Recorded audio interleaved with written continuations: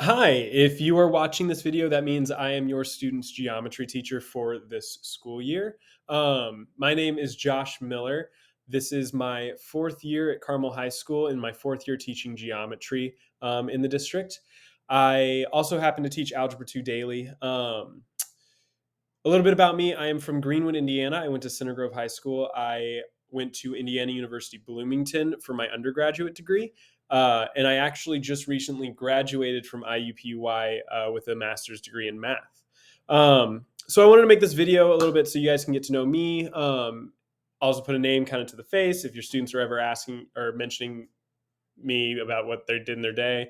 And also just give you a bit of an overview of what our geometry class is going to look like, along with uh, a brief view of our Canvas page and walkthrough of that, and some of our like retake policies and grading policies, things of that nature.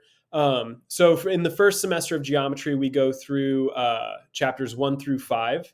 Um, we are actually taking our second unit quiz over sections 1 through 3 next week. So be on the lookout for that grade to go in shortly thereafter. Um, yeah, all of our Canvas documents are here. So this is just a brief overview of kind of my policies in class, things that what I expect of students, come to class prepared, what to bring to class, different calculators, things that they can get. This calculator is actually not up to date. That has since changed since I first made this page. But all our other policies in here are correct. Your students will normally want to go to the modules section of Canvas. And here in modules is where we put our day-to-day things. You'll see they have practices in here that they can complete. The way our grades work for geometry, and this is a universal geometry team thing, all of our grades we do out of a total points basis. So uh, all of their quizzes. Each quiz is going to be worth roughly 50 points towards their overall grade. In total, they're going to receive 450 points for their assessments. There are 9 assessments total in the semester. Students are eligible to retake as long as they meet the retake policy for the first 7 assessments. The last 2, they're automatically not eligible for, just given the nature of what that assessment is. One of them is a project, the other is the cumulative quiz at the end of the semester. Then they have their practices, which they're going to be a total of 150 points for. So the entire class in total totals out to 600 points. The practices here on Canvas are all worth 5 points each. So they'll end up with about 30 of them total. Um, and each of them have unlimited attempts to them. I do put a due date in there for them just so that they can keep on track and on pace. However, they don't close until the end of the semester. So students can continue to do them and complete them as the semester goes so that they can, oh, sorry, I didn't mean to do that. So that they can continue to improve their grade. They have unlimited attempts at them, and they never take a late score. So they can do them whenever they want, however many times they want, to make sure that they are practicing the material and getting to the understanding that they want and the grade that they want in the class. Um, I tell them every day, if they want me to check their answers before they submit, I'm happy to do so, that sort of thing. But the practices are actually not completely required for class. So if they feel comfortable with certain material and don't feel they need to practice it over and over again, they don't have to complete that practice. However, the less practices that they do complete, the more their quizzes will be worth. So if in particular a student is feeling comfortable getting A's on every quizzes and not needing to do the practices, that's fine. However, if they are wanting to prepare more and want to make sure that they have a grade supplement from their practices, the practices are there to kind of boost their grade a little bit. And the more practices they do, the less their quizzes will be worth towards their overall grade.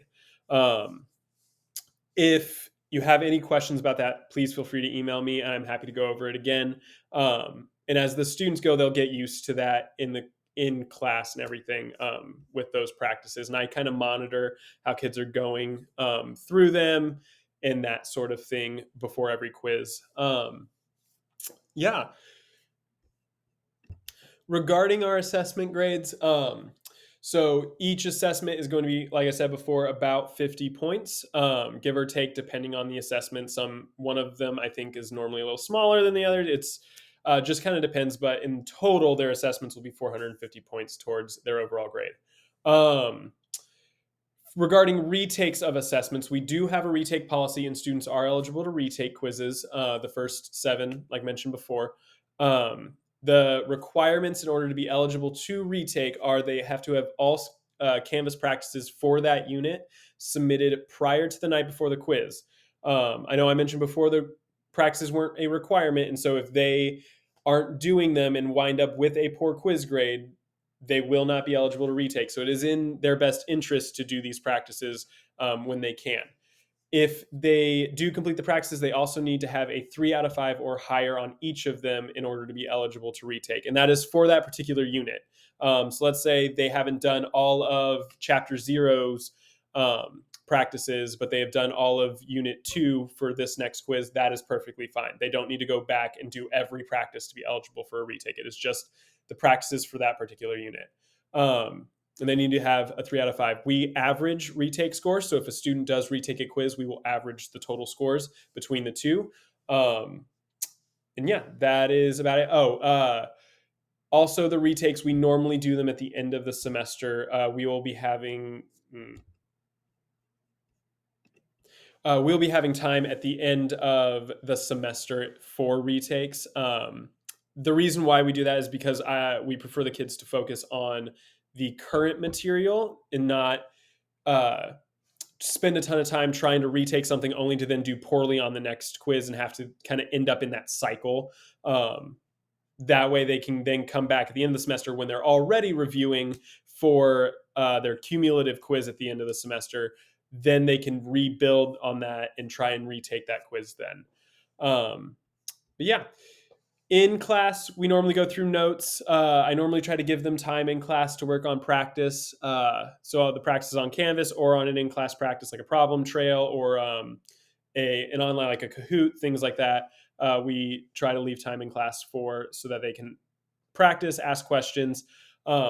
Students are always welcome to come in for SSRT anytime. I actually have one of the peer tutoring SSRTs. So in my classroom, I have a bunch of students who have already passed geometry and are able to sit one-on-one with kids, normally one-on-one, depending on the number of kids that come in, and work with them through the material to help get them a better understanding and some of that more direct attention. And I am also present in the room then for them to ask questions in case they aren't sure about something or they just have a quick question for me. I'm also there to help them out and that sort of thing.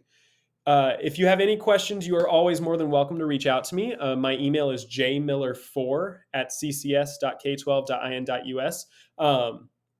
Just as a heads up, there are 2 Josh Millers in our school. And so just be a little careful if you are going to email me. It is the jmiller4, not the jmiller32. That jmiller32 is actually a science or a social studies teacher. So if you're looking for math, his email is not going to be the one you're going to want to reach out to. I do have a phone extension. However, because I'm a floating teacher, I do not use the same room consistently outside of your particular student's class. And so I bounce around, and as a result, all my extension is just to a voicemail. So odds are you would not reach me unless you were to email me prior. And so if you wanted to reach out and have a phone conversation, just give me an email first, and I am happy to set that up with you. That way we can make sure that there is a time I am available and I am present near a phone that I can call you from. But yeah, if you have any questions, please feel free to reach out, and I am looking forward to working with your student all year this year. Have a great day, everyone.